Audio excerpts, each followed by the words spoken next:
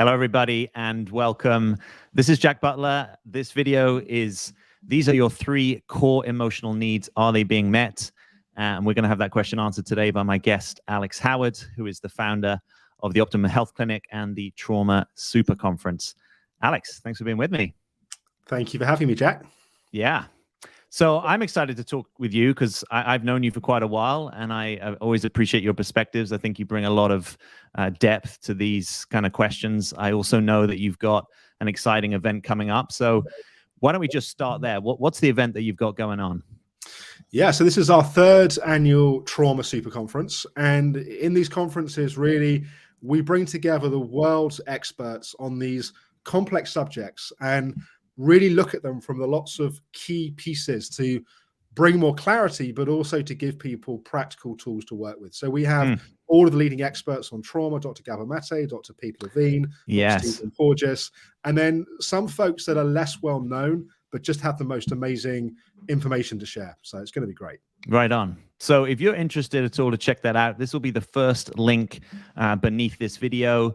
And when you register, you'll immediately get access to some free gifts. One of them is actually super close to the topic that we're going to be talking about today. So if today resonates with you at all, I just encourage you to click that link and check it out. So let's get into this topic, your 3 core emotional needs. I know people sometimes have questions about, am I too needy? Am I getting my needs met in relationship? Just how to think about that. So why don't you start us off? What is our first core emotional need? Yeah, well, actually, before I answer that, the first thing I want to say is that we are surprisingly simple on many levels as human beings, right? That there's needs that we have as children, but Yes. they're the same needs that we have as adults. They're the same needs that we have in relationships.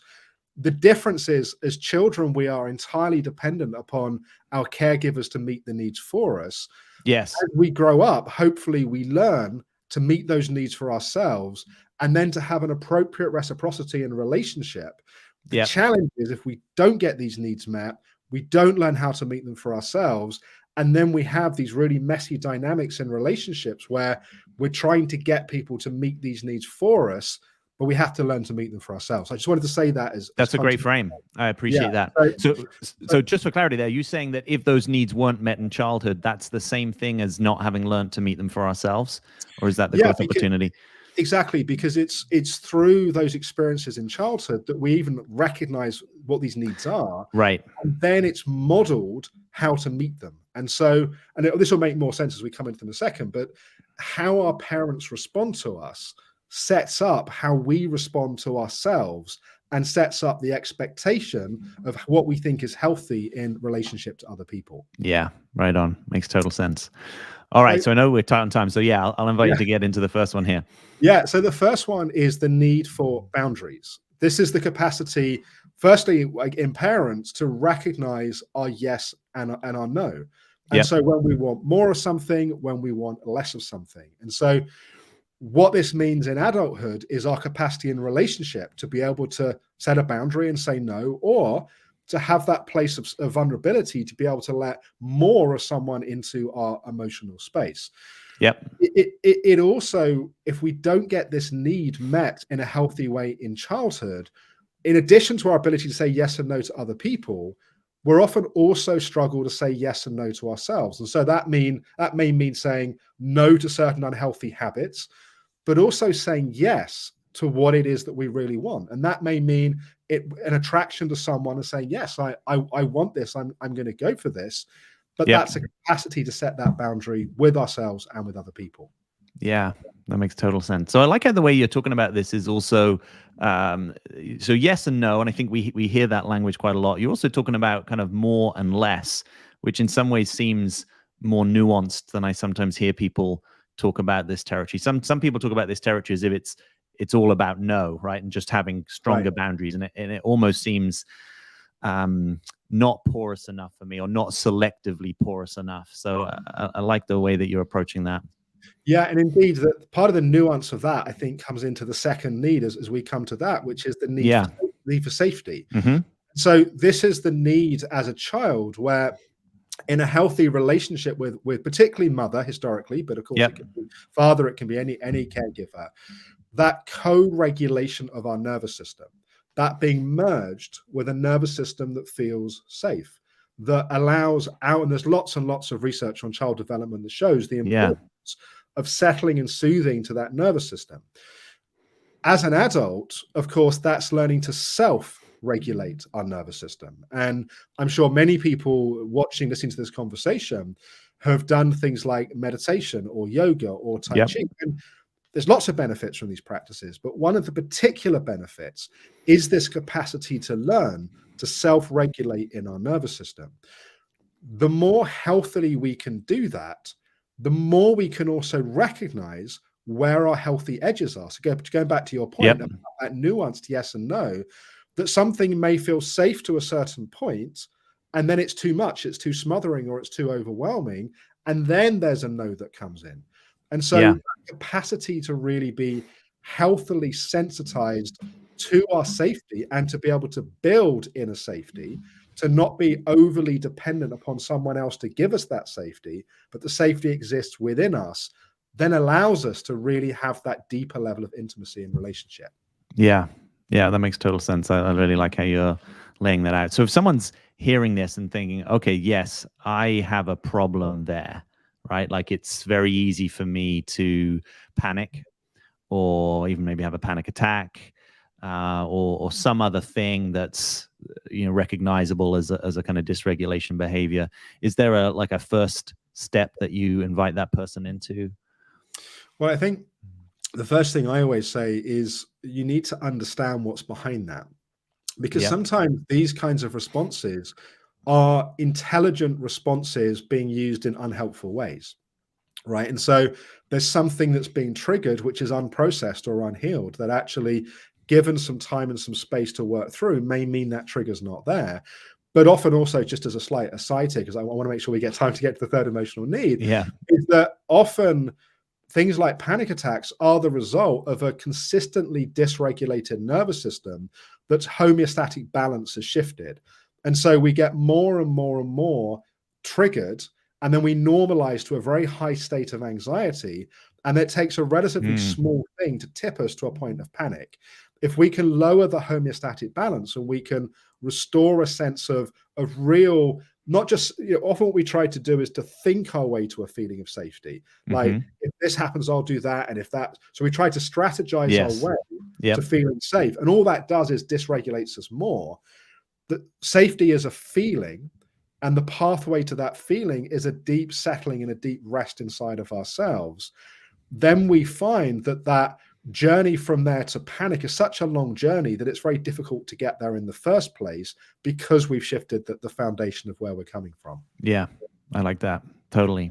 So if you're liking what Alex is saying and you're tuning in and maybe wanting more of this, I'm just going to invite you, click the first link beneath this video. It's the Trauma Super Conference is coming up. One thing I want to ask you, Alex, I mean, you've got a ton of like big hitters, let's say, that are part of this, like Gabor Mate, love his work. Is there anyone that you just want to mention that's perhaps people don't know of, or any sort of particular favorite? I know that you love all these people, and I'm not asking you to call someone out in an unhelpful way, but I've just there's a lot in here, and particularly for this audience that is interested in relationship and dating and self-development. Anything that you want to let them know about that? Yeah, well, firstly, what we try to do is to give the interviews really good, clear titles that people can. So there's interviews which are more general in terms of their focus, and then there are some much more specifically focused one. And there's one that comes to mind. I think it's Dr. Avery Neal is the name of the expert, but it's an interview about subtle abuse and the way it shows up in relationship. And it's really interesting because, a bit like trauma, people tend to think as abuse being quite binary, like it's either a very clear abuse or it's not abuse. Yes.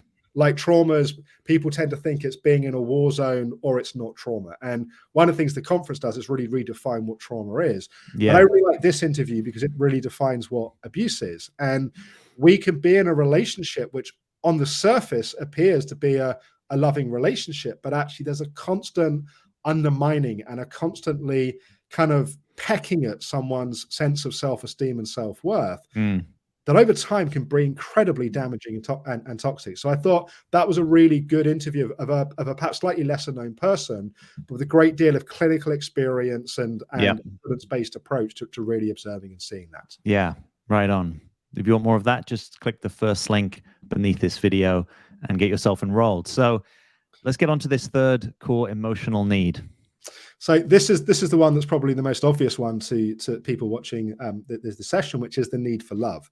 But I think this is also one of the most complicated in some ways, because people, my work at 20 years of clinical experience working with people with trauma in its many different forms, people will often say, well, I was loved as a child. They'll say, well, there's a difference between your parents loving you and your core emotional need of love being met. So I know that my mum loved me. My mum would have literally thrown herself under a bus in an instant if that was going to save me. Yeah. But could she be emotionally present and holding in the way that I needed? No, she couldn't. Not because she didn't love me, but because that's a skill and a capacity which is different. And could she give me the need of safety, of co-regulating my nervous system? Well, she was still in a major trauma of divorcing my father on grounds of abuse. So that the true emotional need of love as a child is a love that gives us that almost filling up in our hearts where we feel truly held, loved, and nourished. And the real impact of that need not being met as a child is, as an adult, we don't necessarily know what love is. We have an idea of what love is, but if we haven't had that felt sense of, so really skillful parenting of that is feeling like a parent is really there walking the path with you when it's appropriate, that they are genuinely interested in your inner world, that you're not having to move out of your world to meet their world, but they're entering your world, they're fascinated by your world, they're genuinely interested. The physical contact is age appropriate and it's respectful and it respects boundaries. But when closeness and intimacy is needed, it's really available and it's really there. And so not having that as a child impacts our recognition of what that looks like as an adult, but also it often sets up a relationship with ourselves which is cruel, which is harsh. We often have a very vicious inner critic. Yes. We have a sense that love comes from what we do and what we achieve. So it's a conditional love based upon a love for who we are as we are. And so these, I think, I hope people have got a flavor of how these needs are met as a child. Just to really reiterate what we said at the start, it impacts how we learn to meet them for ourselves, but also what we look for in relationship. Either we're looking for others to fill those voids in us, which is a real problem in relationship because the relationship's not then coming from a healthy place, or we have a distorted sense and what we perceive as boundary, safety, and love may actually be something quite unhealthy and quite different. The more we heal those needs, the more we learn to meet them, the more we then meet relationship from a much, much healthier and ultimately a place we can have real intimacy. Yeah, I like it. That's really neat. If people are riffing on what you're saying right now, what's the thing that you've got that's part of the conference registration? I know it goes a bit more into this. Could you just talk to that for a moment? Yeah, so if you register for the Trauma Super Conference now, it'll unlock each day's content for 24 hours that day. So it's a free event over 7 days. But you'll also get access to 6 of the sessions immediately, and you have ongoing access to those sessions. And one of them is a session with me going into these 3 core emotional needs in a lot more detail. Also a bit of a checklist for you to be able to see if these needs have been met and how it's showing up in your life. And that's about a 1-hour session that you can go through to understand how have the needs been met and to have some signposts to better learn to meet them for yourself. Right on. Well, click that link. You're getting a lot completely free. Register for the conference, be part of the Trauma Super Conference, and get the free gifts that Alex is talking about. Hey, Alex, I want to thank you for coming on here today and sharing your wisdom. I know it's hard won, and I also super appreciate your clarity, right? That the way that you break this down makes it accessible and digestible. So we're going to wrap here. Is there anything that you want to say just as we close out today? just to say thank you, Jack. I really appreciate the work that you're doing. I appreciate our friendship, and it's been nice to have a chance to talk in this way. So thank you so much, and love people to come and join us for the conference. Yeah, absolutely. Well, I'm hoping to be there for some of it. So join us, be part of it. And Alex, thanks again for your time today.